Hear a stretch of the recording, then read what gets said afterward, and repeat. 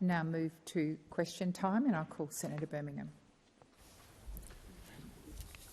Thank you, President. My question is to the Minister representing the Prime Minister, Senator Wong.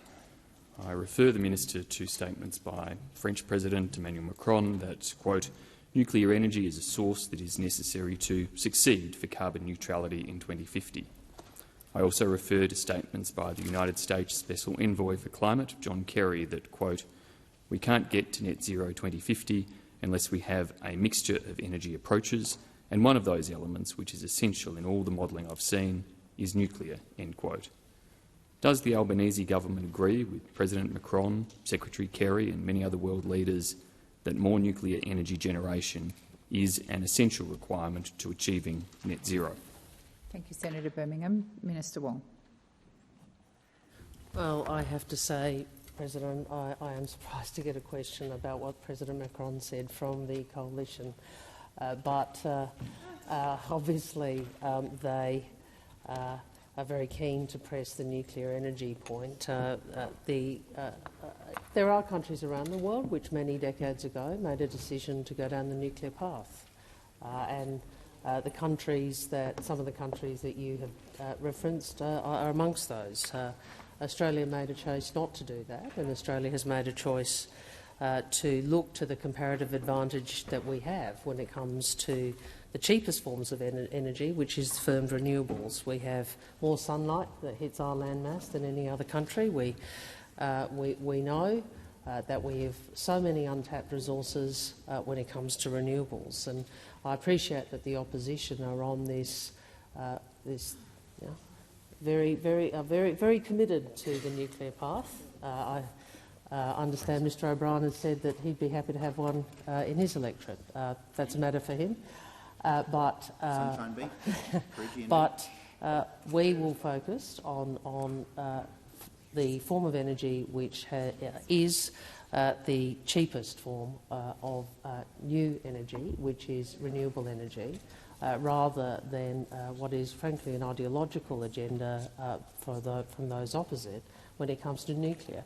Now, there are countries in the world, France and others, which have many years ago chosen to go down the nuclear energy path. That is not the approach Australia has been taken. We have some of the best wind and solar resources in the world, and that's why we join so many countries to support a key push on renewables and energy efficiency at the Conference of the Parties. Thank you, Minister. Senator Birmingham, first supplementary. Thanks, President. First supplementary question, Senator Wong. Given Australia is home to an estimated 35% of the world's known uranium reserves, is it in Australia's national interest to encourage greater global production of nuclear energy? Thank you, Senator Birmingham. Minister Wong. Well, it's in Australia's national interest and every country's national interest to press for and to help deliver net zero by mid-century. And there are different paths to that approach. Australia has taken the view that I have outlined, which is that we have untapped resources of renewable energy, and that we know from what we have been told by regulators and by the markets that the cheapest form of new installed energy is renewable. I would also make the point that the opposition have been on this for many years. When I was Climate Minister, I think I got the same questions. People might recall, I think John Howard tried to get Ziggy Switkowski to tell us that it was financially viable. The reality is we'd rather put that public investment, if required, into those areas where we have a comparative advantage. Thank you, Minister. Senator Birmingham, second supplementary. Thanks, President. The declaration to triple nuclear energy, signed at COP28 by countries including the United States, Canada, France, Finland, Netherlands, Japan, Republic of Korea, Sweden and the United Kingdom, set the aspiration for more nuclear energy, but also recognised, quote, the different domestic circumstances of each participant. Why didn't the Albanese government sign the declaration? Thank you, Senator Birmingham. Minister Wong. I think this is what I have in my brief as the pledge, and if I'm wrong, I will come in and give you some further information, Senator Birmingham, but I'm advised that of the 22 nations that signed the pledge, 18 already have a nuclear energy industry, so only 4, obviously. Moldova, Morocco, Poland and Mongolia signed the pledge as countries without nuclear power. There are a number of countries with nuclear energy industries that did not sign the pledge, and Australia joined 117 other countries to sign a pledge to triple global renewable energy capacity, which reflects the priorities that we have and the priorities of the government. Thank you, Minister. Senator Bilyk. Thank you.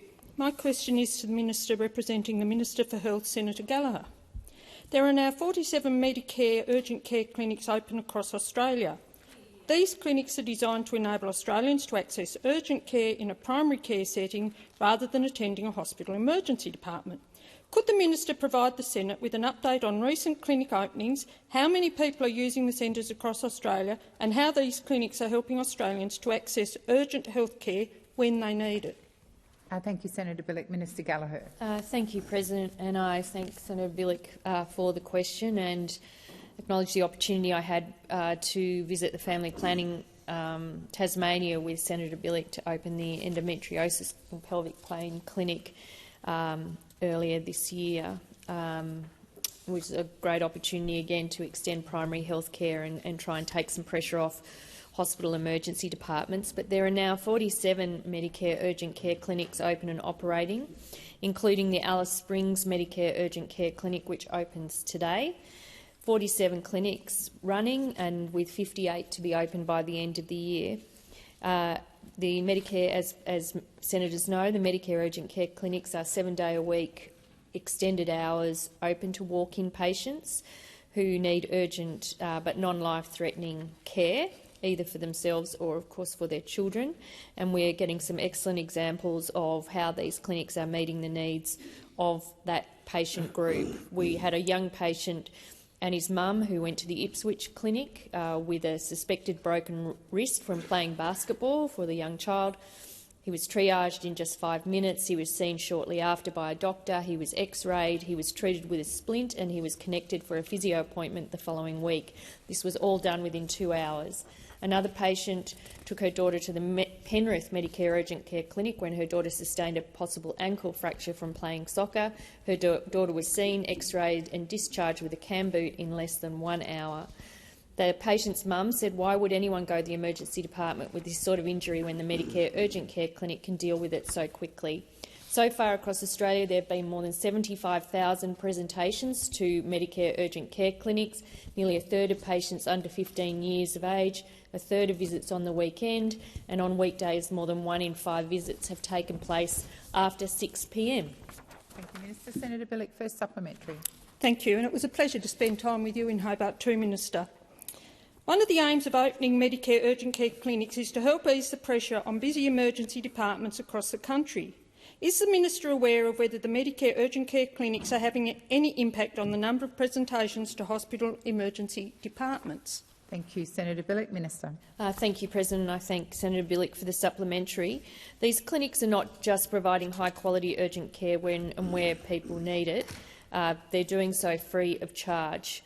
And we are seeing some very pleasing data coming in, and I do acknowledge that it is early days, but the idea behind the Medicare urgent care clinics was to take particularly Category 4 and 5, as they are known in hospital emergency departments, non-urgent or semi-urgent presentations, and to relieve some of the pressure there. It's early days, but at Logan Hospital in Queensland, Category 4 and 5 presentations have gone down by 10% since the Logan Medicare Urgent Care Clinic was opened, and at Ipswich Hospital there's been a 20% reduction in that type of presentation, which obviously has significant benefits for the hospital. So this, while it is early days, we are pleased with the results that we are seeing, both in the numbers of people using the clinics but also the impact that they are having on hospital ED departments. Thank you, Minister. Senator Bilyk, second supplementary. Thank you. Minister, the Medicare urgent care clinics are one way the government is acting to strengthen Medicare.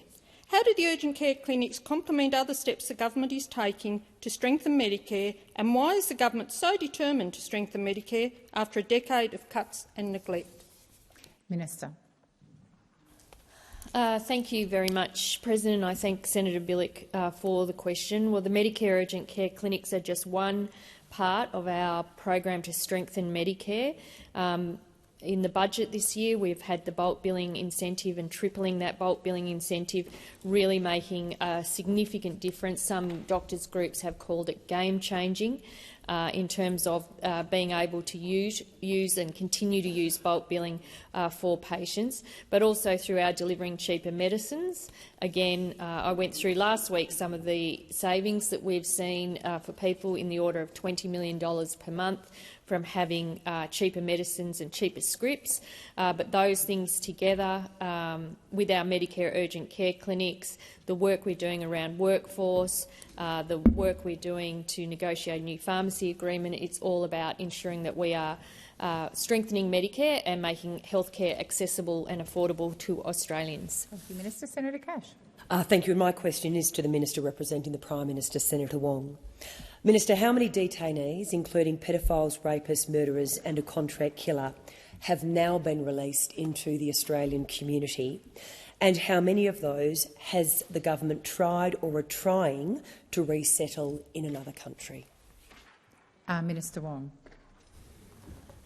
Thank you. I refer to the statement issued by the ABF on Sunday the 3rd of December.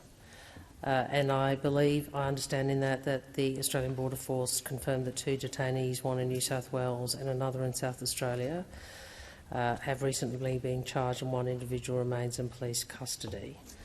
I'm advised that obviously both those matters are subject to court proceedings, so I'm not in a position to provide further detail at this stage.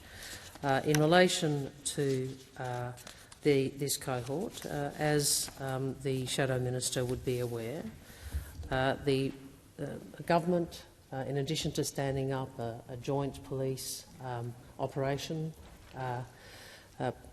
as between AFP and state and territory police forces, introduced the Migration Amendment Bridging Visa Conditions Bill, which passed the Parliament, which allowed ministers to add conditions on bridging visas granted to non-citizens released from immigration. Minister Wong, please resume your seat. Senator Cash. Look, it is a point of order in relation to relevance. The question was in relation to how many have now been released into the community and whether or not you are pursuing resettlement in relation to any of them. Thank you, Senator Cash. The Minister did refer to an AFP statement, which of course I don't have before me and don't know the contents of, but I will remind the Minister of the question, but without knowing the full details of those statements I really can't rule. Minister Wong. In relation to the number so far released, I am advised that as a consequence of the High Court's decision, the 148 individuals have now been released from immigration detention. If I could go back, though, because I would have thought that the Senator would be interested in how we try and keep Australians safe in circumstances where the High Court has ordered the release, which decision any government is required to observe. The government has passed the Bridging Visa Conditions Bill. The government also brought in strengthening of that legislation, the Bridging Visa Conditions and Other Measures Bill 2023, which criminalises further bridging visa conditions. I note that this is the bill that the opposition for some reason voted against. The time for answering has expired. Senator Cash for supplementary. Thank you, and Minister. It has been reported in the media that at least 3 of those have been released with no conditions imposed on them. Can you explain why there have been no conditions on their release? Thank you, Senator Cash. Minister Wong. I'm not going to, with respect to Senator Cash, I'm not going to take as read what she is asserting. If she has questions about the exercise of a minister's that law, I'll certainly see if we can provide any further information in the absence of any further detail now. But I would make the point, if Senator Cash and those opposite are interested in increasing the penalties on persons released, then perhaps Senator Cash could explain to the chamber why her party voted with Adam Bandt and their party against legislation which was designed to increase the severity of penalties. It increased the severity of penalties under. Senator Cash. Well, Senator Cash, I'll take the interjection. And she now says because we had to wait for the High Court. Isn't that interesting? Isn't that interesting? Because as I recall, that you were in here being very loud about why we didn't have to wait for the High Court. So which is it, Senator Cash? You voted. Senator Cash, second supplementary.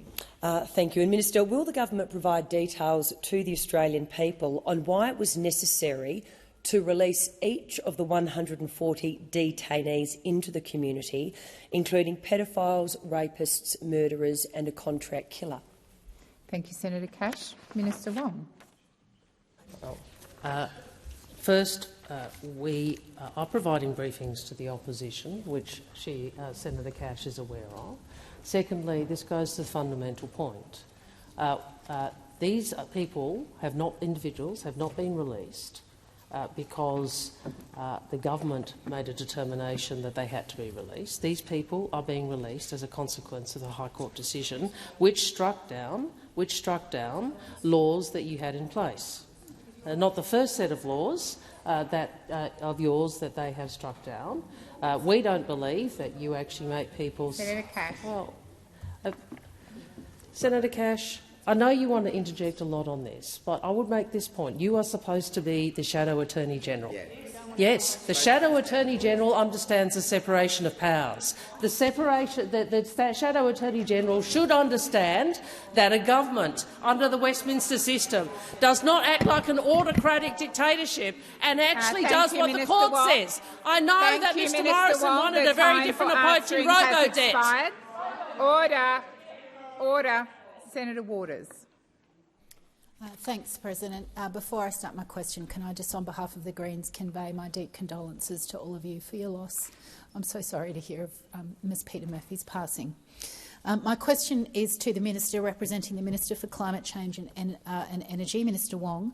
The world's largest annual climate talks are currently underway in the United Arab Emirates, and this year's President of the Climate COP, Sultan Al-Jaber, has claimed that there is no science indicating that a phase-out of fossil fuels is needed to restrict global heating to 1.5 degrees. This is directly at odds with the UN Secretary-General Antonio Guterres' position, who said to COP delegates, "The science is clear. The 1.5 degree limit is only possible if we ultimately stop burning all fossil fuels, not reduce, not abate, phase out with a clear time frame."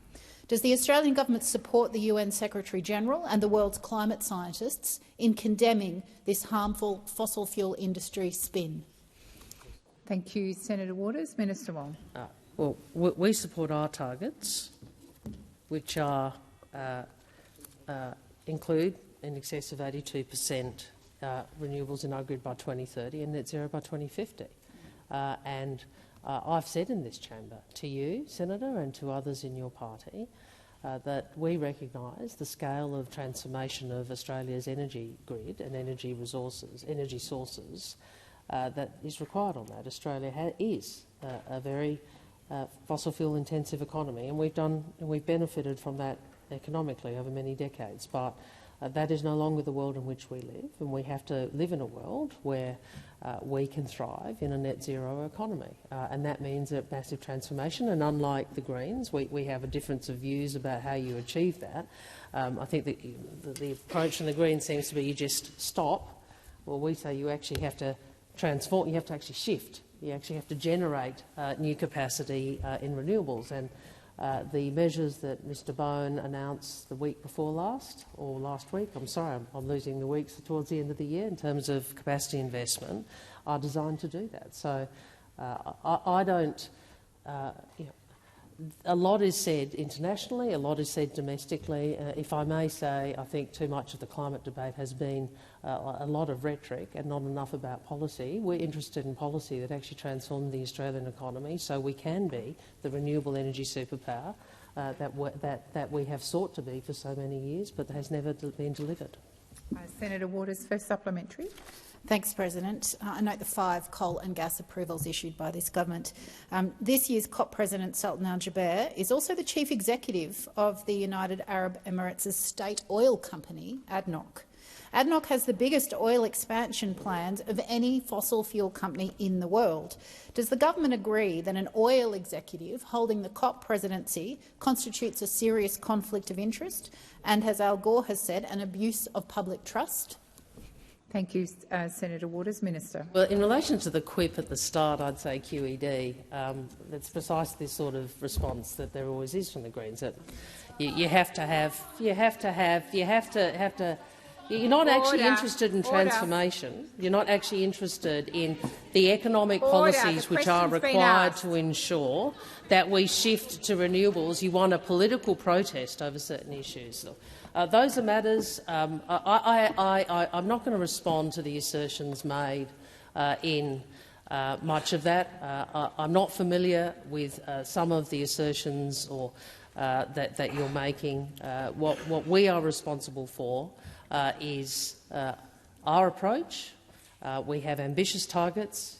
They are going to be tough to meet. They are going to require sensible economic policy. They are going to require us to create the incentive for the market to invest, which has not occurred for a decade, and we are focused on ensuring that transformation takes place. Senator Waters, second supplementary. Thanks, President. More than 100 countries, including the US, which is the world's biggest oil and gas producer, already support a phase-out of fossil fuels.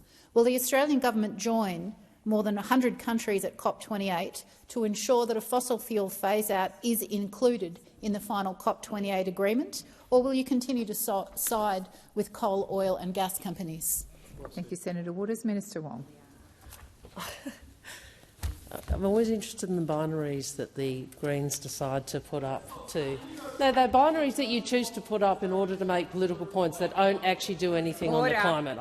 I think our position of 82% renewables by 2030 is demonstration of the effort we are making. Now you may think that there's some switch that the world can throw.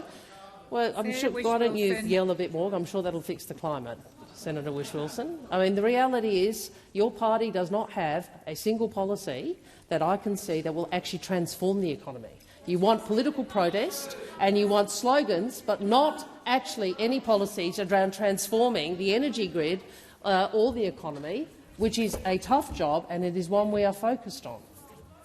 Senator Sheldon. Senator Sheldon. Thank you. Thank you. My question is to the Minister for Agriculture, Fisheries and Forestry, Minister Watt. Minister, now that we are in December, it's officially the festive season and families around the country are beginning to plan for their Christmas celebrations. We know that Australian families look forward to sitting down with their families to get great Australian produce on Christmas Day. With cost of living pressures front of mind in all Australian households, what is the Albanese government doing to assist Australian families with the price of groceries in the lead up to Christmas? Thank you, Senator Sheldon. Minister Watt. Thank you, President. Well, Senator Sheldon, I'm sure you'd agree that Christmas is the most wonderful time of year. For one thing, the Senate isn't sitting, and that's a good thing for all of us. But more than that, it's a time to get together with friends and family, spend time relaxing in the sun and to eat, drink and be merry, but not too much, of course. But it also can be a tough time for Australians struggling with cost of living pressures. Presents for the kids, fuel to get to the other side of town to visit your family, fresh seafood as well as drinks. The cost of Christmas can really add up. So anything that can be done to give families a hand during this time is obviously beneficial. And those with the most to give should be the first to help. And that's why today I've called on the big supermarket chains to freeze the price of Christmas hams. The traditional ham, I'm surprised that the opposition don't think that's a good idea. Sneering at the idea of freezing the price of Christmas hams. Order. How concerned about cost of living you are. Well, the opposition might be surprised to hear this, but the traditional ham is a staple of any Christmas lunch in Australia. I would have thought you would have known that. It's time for supermarkets to do their part and say one thing we won't put up is the price of a Christmas ham. Guaranteeing a price freeze on ham would allow families to manage their budgets in the weeks leading up to the holiday. And I really would have thought that this is something that the opposition could get behind. But apparently not. It's always politics for them, not caring about the average Australian citizen who's trying to save some money. Farmers also need certainty that they'll get a fair price from supermarkets. These supermarkets have been recording increased revenue and profits while households and farmers are feeling the pinch. For the average Aussie, it doesn't make sense that the price on the bottom of their docket at the supermarket is going up while these companies are recording massive profits. And that's why for some time now I've been calling on the supermarkets to drop their meat prices and be more competitive for Australians. The government is doing our bit to help with cost of living pressures, and now it's time for the business community to do their part. Since coming to office, the Albanese government has increased the maximum competition penalties from $10 million to $50 million, and we'll keep working on this. Senator Sheldon, first supplementary. While Australian families are turning their minds to Christmas Day, they're still thinking about broader cost of living pressures. What other supports is the government providing to Australian households to assist them in the lead-up to Christmas? Minister Watt. Thank you, Senator Sheldon, and I thank you for your efforts, along with all senators in the Labor team, for delivering real cost of living relief for Australians, something that the opposition have failed to do. We know that Australians are doing it tough, and that's why helping with cost of living pressures is this government's #1 priority. And while the parliament is taking a break for Christmas, I can tell you that people still get sick, kids still need looking after, and households still use energy during the festive season. And that's exactly why the Albanese government has delivered $23 billion in targeted relief while not adding to inflation pressure. On my left. For instance, we've delivered electricity bill relief, opposed by the opposition. We've made medicines cheaper, opposed by the opposition. We've made it easier and cheaper to see a doctor, opposed by the opposition. We've delivered cheaper childcare and expanded parental leave, opposed by the coalition. We've built more social and affordable homes and increased rent assistance, opposed by the coalition. And we've delivered fee-free TAFE as well as making sure wages are raising. Thank you, Minister. Senator Sheldon, second supplementary. Given that dealing with cost of living pressures are the #1 priority of the Albanese government, what obstacles does the government face delivering cost of living relief to Australians, and how does the government intend to deal with these? Before I call the minister, I am going to call for order, particularly on my left. Minister Watt. And, President, it continues to amaze me that every time we talk about delivering cost of living relief, we get laughter from the other side. I mean, it might be a laughing issue on the North Shore of Sydney, somewhere that Senator Sharma knew until very well until recently. But it's a very real issue that Australians are dealing with, and that's why we are doing everything we can to help. But unfortunately, the biggest obstacle to all the cost of living relief that we're providing to Australians is the Liberal Party and its leader. As I say, over the last few weeks, I've called on the supermarket chains to cut their meat prices, and I'm pleased to see that starting to happen. And I'll give credit where it's due. We have seen the Greens political party, Senator Lambie, and even the Nationals joining us in putting pressure on the big supermarkets, but we've heard nothing from the Liberal Party. Total silence, because they are the party of no solutions. In the past 4 months in question time, the Leader of the Opposition has asked just 3 questions on cost of living. That's how much he cares about it. He's asked no questions on interest rates, energy or Medicare, because he doesn't care about cost of living relief and opposes everything we try to do. Thank you, Minister Watt. Order. Order. Order. Senator Birmingham. Senator Roberts. Order across the chamber. I have Senator Roberts on his feet. Senator McKim. Order. Senator Hughes, I've called you a number of times. Order. Order. The crossbench do not get the same opportunities as the bigger parties in this place. Senator Roberts has been on his feet for quite a few seconds waiting to ask his questions, and yet your rude and disrespectful comments across the chamber continue. Senator Roberts. Thank you, President. My question is to the Minister for Finance, Senator Gallagher. ABC reports in July revealed that hackers were able to exploit loopholes in the government's MyGov system and, as of February 2023, lodged more than $500 million in fraudulent tax claims. Given the minister's claims that a digital identity would be secure, can the minister please provide an updated figure on how many billions of dollars in fraudulent claims hackers have lodged to date in exploiting MyGov system vulnerabilities? Thank you, Senator Roberts. Minister Gallagher. Thank you, President. And the first thing to say about that is MyGov is different to MyGov ID. They are completely different things. So I don't have updated information. Well, MyGov is the site you go to, as many people in this place will have, to engage with government in an online way.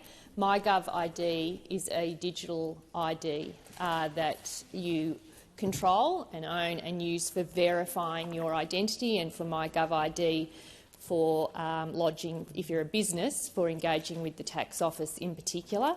There are 10.5 million Australians who have a MyGov ID and use it for that purpose, but it is very different to the question that Senator Roberts raises around the MyGov system, which I don't have an update on. It falls under the Minister for Government Services portfolio. I'm happy to see if there's something that minister would be able to provide you around an update on that. MyGov obviously is a system that we invest heavily in to make sure that it is usable and safe for people when they are engaging with government, but that doesn't change the comments I made last week about the digital ID system being safe and trustworthy and voluntary.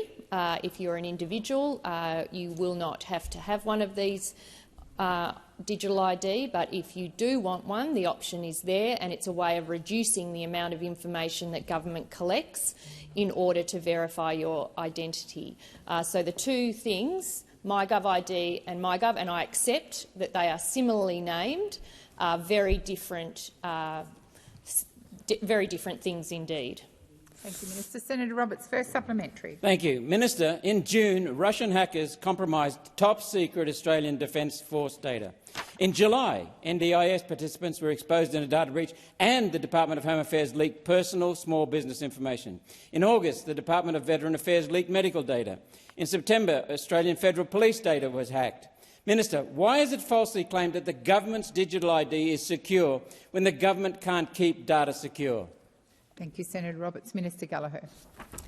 Thank you. Well, I don't accept the proposition that's being put by Senator Roberts. Yes, government systems are under constant attack and threat, as most businesses are in this country, from cybercrime, from hackers and from scams and criminals that are engaged in such activity. And so the government invests heavily in protecting our systems and making sure that they are safe, but in a sense you're making the argument for a digital ID, because a digital ID is about reducing the amount of information that a government holds on you, about you, for services. Because of the way the system works, you retain the information, but you are able to have your ID verified through a process of exchange that allows those systems to be unlocked. It is absolutely fundamental to the digital ID system is reducing the amount of information, having the safeguards in place to protect info. Senator Roberts, second supplementary. Thank you. Minister, will the government support a One Nation amendment to the Digital Identity Bill explicitly stating that no Australian will ever be denied access to services because they do not have a digital ID? Or is the claim that the digital ID won't be compulsory just misinformation? Thank you, Senator Roberts. Minister Gallagher. I'm happy to engage with you genuinely on digital ID, Senator Roberts. I accept your interest in it, and I am very willing to work with anyone in this chamber about making sure that the legislation that passes this place is the best that it can be. In relation to your specific question, as part of the bill, we do require that services be maintained and offered for people that do not want to have a digital ID. So that protection is there, but I am very happy to engage with you more broadly on the bill, and including in other areas that you might have concerns about. That clause specifically relates to individuals. As you know, MyGov ID is required for business-related services, and part of that is about minimising fraud and identity theft, verifying individuals as part of their engagement with the tax office. Senator Hume. Thank you, President. My question is to the Minister representing the Prime Minister, Senator Wong.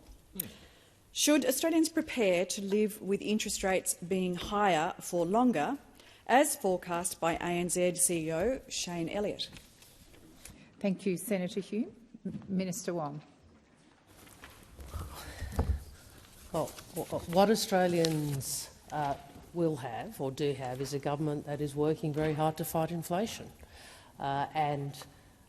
We've seen some moderation in the most recent inflation figures. Obviously, much more is required, but we are committed to fighting inflation because we do understand the effect that inflation has on families, on cost of living, and how people are struggling as a consequence of higher inflation.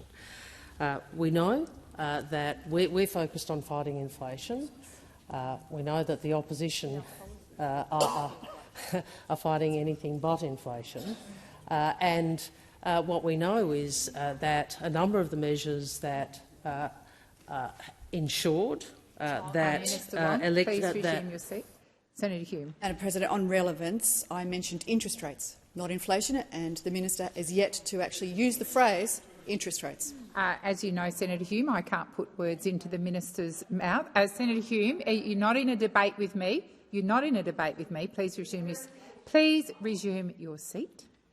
As I said, I'm not in a position to put words into the minister's mouth. I'm happy to remind her of the question, but I do believe the minister is also being relevant. Minister Wong. I'm interested in a proposition that inflation is not relevant to interest rates. That seems to be the point of that. That seems to be the point of that. That seems to be the point of that point of order, is that somehow a discussion of inflation is not relevant to interest rates. As the Shadow Minister knows, interest rates are set independently by the Reserve Bank. What governments can do is ensure that we engage in the fight against inflation.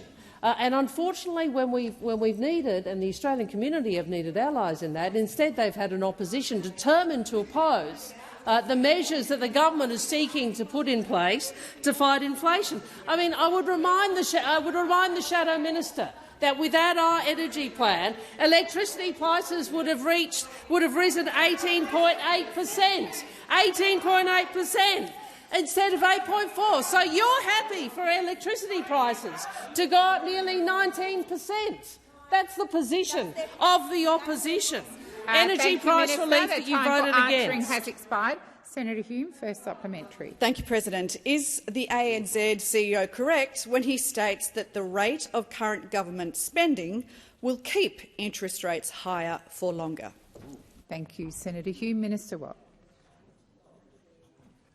As I recall, this government returned a surplus in 22-23, and I know that is difficult for the coalition to accept because they trumpeted the back in black, got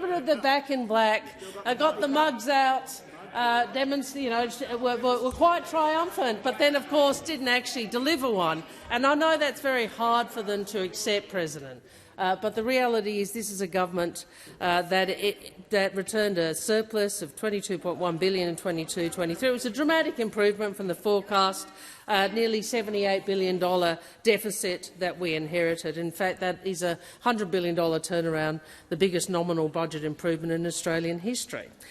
We've returned 95% of revenue upgrades to the bottom line in 22-23. That is more than double the average of the previous government. So I have to say I don't think we'll take a lecture from those opposite who returned deficit after deficit and did not return revenue upgrades. Senator Hume, second supplementary. Thank you, President. With the Reserve Bank Governor describing inflation as now being a homegrown problem and the ANZ CEO identifying current government spending as a driver of higher inflation and higher interest rates, does the Prime Minister and the Albanese government accept any responsibility for the pain and mortgage stress being felt by a record number of Australians?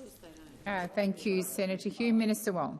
We understand how tough so many Australians are doing it, and we do not shirk our responsibility to do all we can to fight inflation. And unlike those opposite, we're not going to be distracted by the political arguments Unlike those opposite, we're not going to be voting in this chamber against energy price release. Unlike those opposite, we're not going to be focused on political fights. We are going to be focused on fighting inflation, which is the key driver behind the cost of living challenges that so many Australians have. And unlike those opposite, we are also not going to be running a low-wage economy. We're not going to be holding wages deliberately low, because we understand that also matters when it comes to cost of living. Well, I'll take the intervention from the Shadow Minister, who said that pushes up inflation too. We have the Matthias Cormann line here, that in fact there's a deliberate design feature of the Australian economy to hold wages low. I don't think that should have been scripted for you. Answering has expired. Order. Senator Whish-Wilson. My question is to Senator Wong, representing the Environment Minister. Last year, your government announced its commitment to a zero extinctions target for Australian native flora and fauna. During this announcement, Minister Plibersek proclaimed, "I will not shy away from difficult problems or accept environmental decline and extinction as inevitable." Minister, the ancient endangered Maugean skate has been with us since the dinosaurs. It is found only in Macquarie Harbour on the west coast of Tasmania, but has seen a 47% decline in its tiny population between 2014 and 2021 since the expansion of industrial salmon farming in the harbour. Scientists researching the skate tell us it is possibly one extreme weather event away from extinction. Given El Niño forecasts for marine heatwaves in the coming months in Tasmania, what is your government doing to immediately safeguard the skate from an extinction event this summer? Thank you, Senator Whish-Wilson. Minister Wong. Thank you. I think I got a question last week from Senator Duniam, which was probably the other side of this discussion, and I appreciate, as with so many issues in Tasmania, they're very strongly held views on either side of a very clear line. And I appreciate that your focus is on one aspect of these matters in relation to Macquarie Harbour. Obviously, I got a question last week in relation to the Tasmanian salmon industry, and I would refer you to my answer to Senator Duniam in relation to the industry. Look, we understand that I've advised that the Department of Climate Change and Energy, Environment and Water will soon begin consultation about salmon farming in Macquarie Harbour. The consultation is as a result of applications made under the national environment laws by 3 groups who argue that salmon farming is having an unacceptable impact on the Maugean skate, as you said, an endangered fish. I'd made the point that the environmental laws which require these applications to be considered were passed by the Howard government in, I think, early 2000. In addition, Ms Plibersek has announced a $2.1 million commitment to establish a captive breeding program to help the Maugean skate. Obviously, there will be an opportunity in the consultation to consider the work of the joint Tasmanian and federal government Maugean skate recovery team, the decision of the Tasmanian government's EPA, conservation advice for the Maugean skate, community views and any other relevant matters. Senator Whish-Wilson, first supplementary. Thank you, President. Minister, the government's own conservation advice states that increasing water oxygenation through immediately destocking industrial salmon farming is the most critical action required to save the endangered skate from extinction. Why is Minister Plibersek consulting, ignoring the science and shying away from this difficult problem by not immediately pausing salmon farming in Macquarie Harbour? Thank you, Senator Whish-Wilson. Minister Wong. Well, there's a lot. There are a number of. Thank you, President. Thank you to the Senator for his question. There are quite a number of assertions in that, which obviously I don't accept. I don't accept, and I'd refer you back to the fact that the status of the current applications and the commitment that Minister Plibersek has made to consultation. After the consultation period ends, the Department will take some time to carefully consider the information received. The Minister has indicated that salmon farming in Macquarie Harbour does not have to pause while this occurs. I infer that that is a decision open to. I also infer from what you have said that's not something with which you agree, but that is obviously the decision. That is the decision that the minister has made. Senator Whish-Wilson, second supplementary. Minister, I'm going to ask you a question that perhaps you and I can both look back on the answers when we leave this place. Can I ask you one of the great moral and political questions of our time? How many industry jobs are worth the avoidable extinction of a critically endangered species? Specifically, how many salmon industry jobs on the west coast of Tasmania are worth the extinction of the ancient Maugean skate? Minister Wong. Well, I think we've made clear we do support the aquaculture industry, including the Tasmanian salmon industry, but we've also said that the industry needs to continue to demonstrate that it can operate in a sustainable and responsible manner. And I think, I know, just as some on one side of the debate will say that any environmental regulation is anti-job, on the other side of the debate you have some on your side of the debate who seem to assert. Order, Senator Whish-Wilson. You've asked your question. The minister is answering. Minister Wong, please continue. I know that we're back to binaries again. I know that it is politically easy and useful for campaigning to. Senator Whish-Wilson, I've called you to order. Senator Whish-Wilson. Senator Whish-Wilson. Minister, please continue. Well, again, I understand that there are some who have a very clear view about yay or nay. I think that it is possible, with goodwill and good scientific evidence, to try and ensure that industries operate sustainably. That is a good thing for environment and for jobs. Has expired. Senator Sterle. Thank you, President. My question is to the Minister for Trade and Tourism, Senator Farrell. Since being elected, the Albanese Labor government has been commended for its careful and considered management of international trade relations.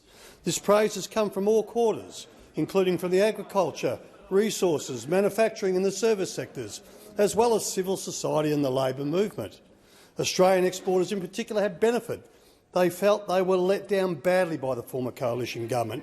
Minister, please outline how the Albanese Labor government has been on the front foot to grow the Australian economy through its support of exports. Thank you, Senator Sterle. Minister Farrell. Thank you, President, and thank Senator Sterle for his question and his interest in trade, which so benefits his home state of Western Australia. The Coalition's mismanagement of trading relationships and denial of climate change hurt our country's trade and investment relationships. But in just 18 months since the Albanese government came to office, I'm pleased to advise that Australia's trade agenda is being progressed in a stable and positive way. Trade impediments affecting Australian exports to China, for instance, worth $20 billion have been removed or are on the pathway to removal. By any measure, this is a huge achievement which has been positively acknowledged by miners and farmers right across Australia. Australian exporters are benefiting from the Albanese government's hard work to finalise trade deals with the United Kingdom and India. Exports to the United Kingdom have increased significantly in the first 4 months of the agreement entering into force, including beef, which increased by around 320%, honey by more than 170% and sheep meat by 35%. Great news for farmers, including in your home state of Western Australia, Senator Sterle, and right across the country. And Australian exporters are taking advantage of the trade deal with India.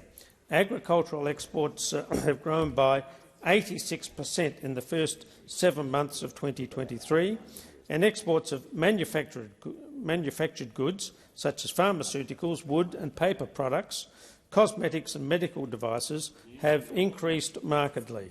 Trade is vitally important to the Australian economic prosperity.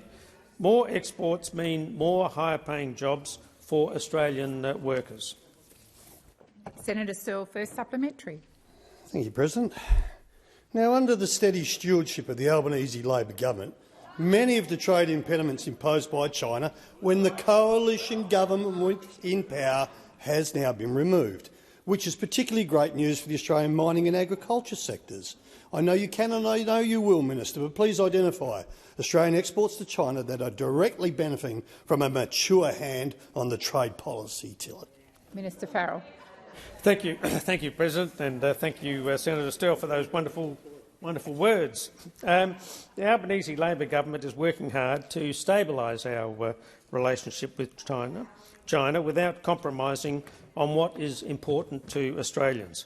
Our efforts have led to positive trade developments, including the lifting of trade impediments affecting Australian coal, cotton, copper ores, logs, horticultural products, oat and hay and barley. Industry appreciates this hard work, with Viterra, a great company based in South Australia, acknowledging a 66,000-tonne barley shipment last month from Port Lincoln. I'll say that again, 66,000-tonne barley shipment from Port Lincoln, and it would not have happened without this government's efforts. We've secured a pathway towards an early resolution of the wine dispute with China, and recent developments mean Tasmanian cherries and apples Thank you, Minister are Farrell. headed The back time for to answering China. has expired. Senator Sterle, second supplementary. Thank you, President. The Albanese Labor government was responsible for bringing the trade agreements with the United Kingdom and India into force. Could the minister please outline how the swift implementation of these two trade agreements are benefiting Australians? Thank you, Senator Sterle. Minister Farrell. Thank you, President. And yes, I can, Senator Sterle. Our trade agreement with the United Kingdom and India are helping Australian exporters. A range of Australian exports to the United Kingdom are benefiting from lower UK trade barriers, including beef, chocolate, confectionery, honey, sheep meat, aluminium, motor vehicles and medical devices. Since the entry into force of the trade deal with India, around 85% of Australians' goods exported by value now enter India duty-free.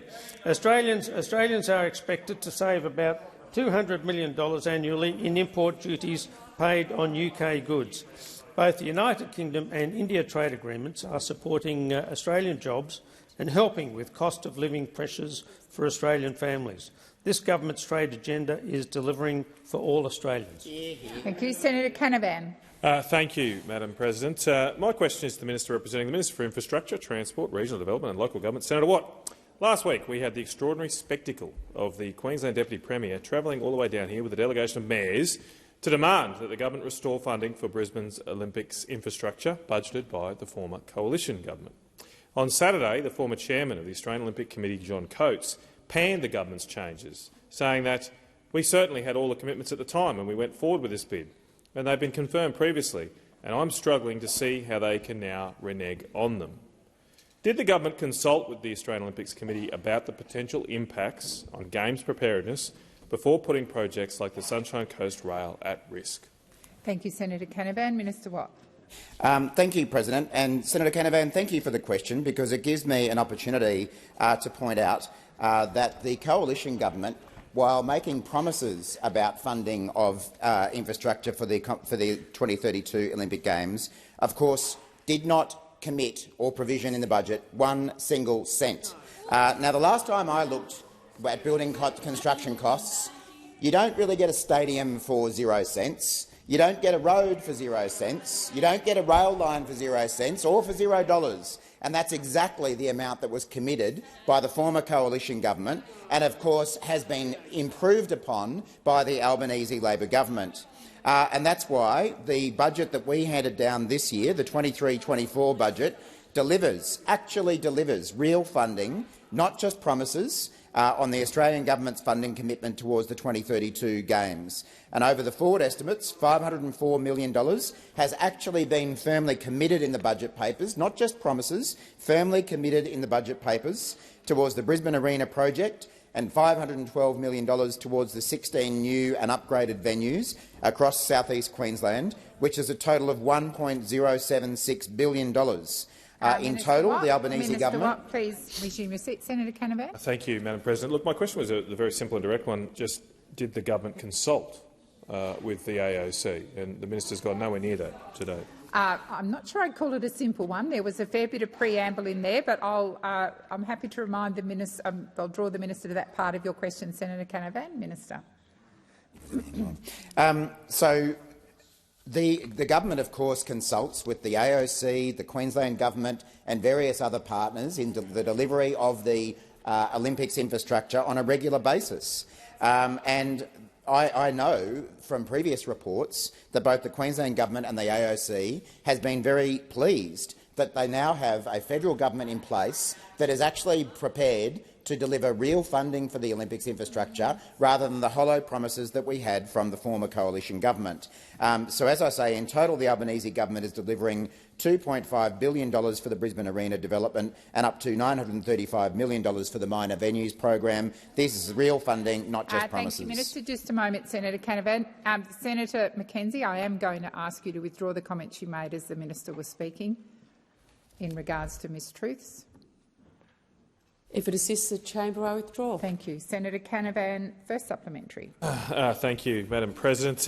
Minister, given the Queensland Government's cost blowouts to the M1 Pacific Highway Varsity Lakes to Tugun upgrade and the Albanese Government's 50-50 limitation on funding, what other Brisbane Olympics supporting transport projects have been put at risk by Labor's infrastructure review? Thank you, Senator Canavan. Minister Watt. Well, the only thing that put any Queensland infrastructure projects at risk was the fact that the former coalition government did not budget for those projects, did not have business plans for those projects, did not have a single dollar in the budget and didn't have the skills and the labour needed to deliver those projects. And that is why we have had to do the hard work that the coalition government was never prepared to do, to actually work out in this inflationary environment which projects can be delivered and which ones need to be paused for a period of time. Now, in the process, we have followed through on funding for almost all of the projects that were previously committed to by the former government, but there are some that need a business case to be actually prepared before they can be delivered. And Senator Canavan, I haven't seen you out there clapping the federal government for delivering the funding that was needed for the cost increase to the Rockhampton Ring Road. I have seen you doing a lot of campaigning, scaring people that the funding wasn't there, but now that it actually is there, you haven't said a thing. So get out there and get on board. Senator Canavan, second supplementary. Me to ask a question about the Rocky Ring Road, but I'll stick to my script. Will the government commit to complete Bruce Highway projects, including the Gateway Motorway to Dolly's Rockies Road upgrade and the Linkfield Road overpass project supporting accessibility for the 2032 Olympics? Thank you, Senator Canavan. Minister Watt. Yeah, President. Thank you, Senator Raz. I was just thinking about this. I've never seen Senator Canavan so interested in the southeast corner of Queensland. I mean, we know he used to be a Marxist before he went to the Productivity Commission and now he's in the National Party. We know he used to be in Logan before he went to Rockhampton and tried to take care about that. Minister Watt. Senator Ruston, please. I'll come to you, Senator Rennick. Senator Ruston, I am going to ask you to withdraw those comments. If it assists the chamber, I withdraw. Thank you. Senator Rennick, were you still on a standing? What a relevance. Senator Watt has done nothing but make personal smears against Senator Canavan. He's asking a serious question about infrastructure. Senator Rennick, that is not a point of order. Order. Order across the chamber. Order. Senator Mackenzie. Senator Mackenzie. Senator Mackenzie and Senator Wong. Order. Order. Minister, I am going to draw you to Senator Canavan's question. Thank you, President. I'm happy to provide a bit further information about the funding that is being provided, but now that Senator Canavan has returned from his bogus central Queensland roots back to his southeast Queensland roots, I look forward to him revisiting his Marxist era when he was at school or university. I've forgotten which one it was. Many of the projects needed to support the Games are already being funded. Your seat. Senator Scarr. Point of order, President. Senator Watt should specifically withdraw the word bogus, which impugns the motives of Senator Canavan. Senator, order, order, order. When senators rise on a point of order, I would prefer that you didn't use the offensive word. I will ask him to withdraw. Minister, please withdraw. I withdraw. Many of the projects needed to support the Games are already being funded, planned and delivered in the current infrastructure investment pipeline in order to support the growth of South East Queensland, and I'm pleased that Senator Canavan now recognises that South East Queensland deserves support as well. For example, the M1 Pacific Motorway upgrade program that we're delivering $2.1 billion. The Coomera Connector Stage 1, we're delivering $1.06 billion. Brisbane Metro $300 million. Gold Coast Light Rail Stage 3, and of course there's money for more planning for the Sunshine Coast Rail as well. The time for answering has expired. Senator Green. My question is to the Minister representing the Minister for Infrastructure, Transport, Regional Development and Local Government, Senator Watt. Across regional Australia, local communities have concerns about access to secure and affordable housing. One of the biggest things that I'm hearing from regional communities and businesses is that if we don't fix the housing shortages caused by 10 years of delay, we won't be able to house the skilled workers that we need. Doctors, nurses, teachers and tradies all want to live in our regions, and we need houses for them. What is the Albanese government doing to help Australians buy homes and relieve cost of living pressures? Thank you, Senator Green. Minister Watt. Thank you, President. And it's great that we've got a senator over this side of the chamber that cares about regional housing. The Albanese government understands that safe and affordable housing is central to the security and dignity of all Australians. And a decade of no action from the coalition left us with significant challenges across the country. The result is that housing affordability, once only a problem for our major cities, is now a problem right across the country. Regional businesses and councils have jobs to fill, but attracting the workers they need is difficult because there's a shortage of housing for the workers to live in, and the Albanese government, unlike the coalition, is actually doing something about it. We've delivered the largest investment in new affordable and social homes in decades, the $10 billion Housing Australia Future Fund, a commitment for 30,000 new social and affordable rental homes in the first 5 years, opposed by Mr Dutton and the coalition. That's how much you care about housing. That's how much you care about housing in regional Australia. You voted against the Housing Australia Future Fund and 30,000 new social and affordable rental homes in just 5 years. These are the homes that Australia needs in the regions that they need them. But the HAF is just part of our government's ambitious housing reform agenda. The Regional First Home Buyer Guarantee, since its launch, has helped more than 13,000 regional Australians get into homes. And importantly, our Help to Buy scheme will cut the cost of buying a home by up to 40% for low and middle income earners. It will bring home ownership back into reach for 40,000 Australian households. The Help to Buy scheme is an important part of our housing agenda. Senator Green, first supplementary. Thank you, President. I've heard from constituents who are frustrated that access to affordable housing was neglected by the Liberals and Nationals for a decade. Why is it important that Australians have— Sorry, President, I'm the one asking the question and I can hear Senator Hughes over me. So. Order. Please continue.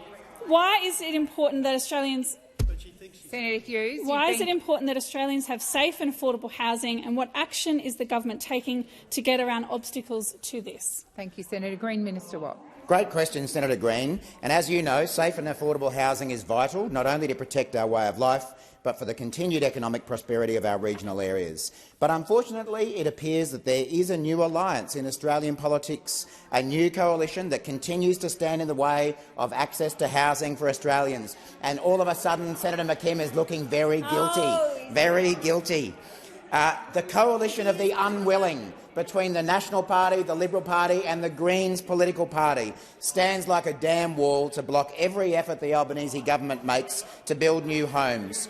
We saw it first with the Housing Australia Future Fund, where the Greens teamed up with the LNP for months to delay $10 billion of federal housing investment until they were shamed into supporting it. And last week we saw it again when the government tried to move ahead with our Help to Buy scheme. What did the coalition of the unwilling between the Liberals, the Nationals and the Greens do? They pushed it off to April. When it comes to housing, Labor offers Help to Buy. Thank you, Minister. The coalition of the unwilling just says goodbye. The time for answering has expired. Senator Green, second supplementary. Just a moment, Senator Green. Order. Senator Colbeck and Senator McKenzie. When I say order, it applies to you. Senator Green, second supplementary. Thank you, President. Minister, cost of living and affordable housing is front of mind for all Australians. What barriers do Australians face to accessing housing and much-needed cost of living relief, and how does the government intend to remove them? Thank you, Senator Green. Minister Watt. Thank you, President. Well, Senator Green, the barriers are all around us. The barriers to housing in Australia are all around us. They start over that side and they end just on the other side of Senator Grogan over there. The biggest barrier standing in the way of our progress in developing new housing is this new coalition of the unwilling between the Liberals, the Nationals and the Greens. Let's look at their record. They partnered up last week to vote against stronger immigration laws. They partnered up months ago to vote against the Housing Australia Future Fund. They partnered up to vote against the Nature Repair Bill. And last week they partnered up to delay the Help to Buy scheme. If I were the National Party, I'd actually be a little bit concerned that the Greens might be coming after their spot as the junior coalition partner in this coalition of the willing, because we know that the Greens have got more senators than the National Party. So on the numbers, the Nationals might have the right to be the Deputy Prime Minister. If we've seen Conservatives in other countries around the world have a three-way partnership around power sharing, why wouldn't Mr Dutton do that? I mean, who would go first as Deputy Prime Minister? Would it be Mr Bant or would it... Thank you, Minister. Minister Wong. Minister Watt, I've called you about 3 times. That further questions be placed on notice.